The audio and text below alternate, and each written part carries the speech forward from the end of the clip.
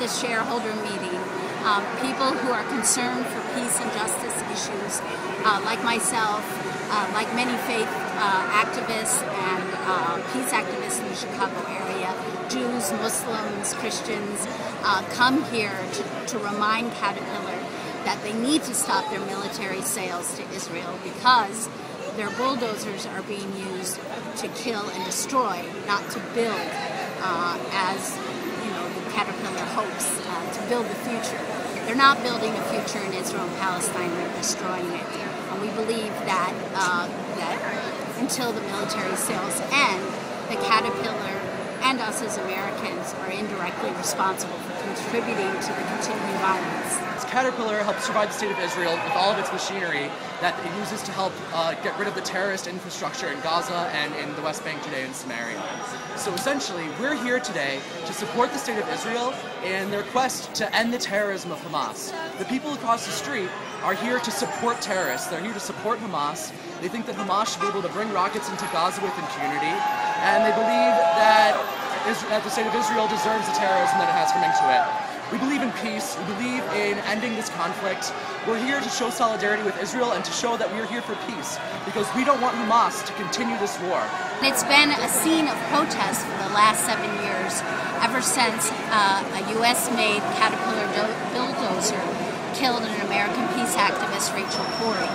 And so many of these protesters here are people that admired Rachel Corrie's courage for trying to protect Palestinian homes from demolition in the Gaza Strip.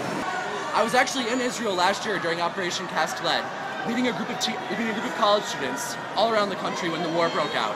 It was terrifying for American students to come out of the Midwest, to come out of Chicago, to be on a bus in the Middle East and have rockets shot at them. Over 1,000 rockets were shot over the course of the war.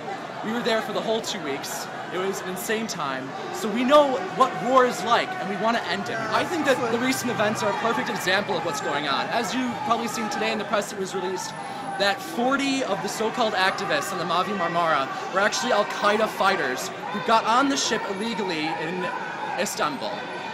They came premeditated to launch an assault against Israel, to launch an assault against the Israeli troops. They wanted the violence. It wasn't about delivering humanitarian aid.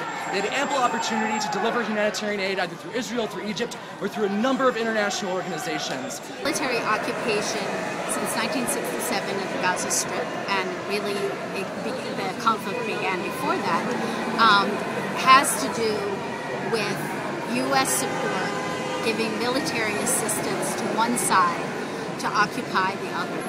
There is no kind of common standard for human rights or other kind of social justice principles that are being upheld by this policy. The siege on Gaza that is happening is really criminal. And I know that because we have staff who are living in Gaza right now. We have a youth program in Gaza. We've had a presence there as Quakers since 1948, and we can attest to the suffering of the people in Gaza, many of whom have had their homes destroyed not only by Israeli bombs, but also the bulldozers that people here are protesting today. We are prepared to make tough sacrifices to give away Judea and Samaria, the heartland of Jewish history, to create a Palestinian state. We're prepared to cut out the heart of our country so that the Palestinians can have their own sovereignty. And all we ask is that they respect our sovereignty as well. Unfortunately, they don't believe that Jews have a right to defend themselves. They don't believe that Jews have a right to live in the Middle East. And they're spreading hatred and lies. And we're here to stand against that, to stand for peace, and to stand for mutual coexistence.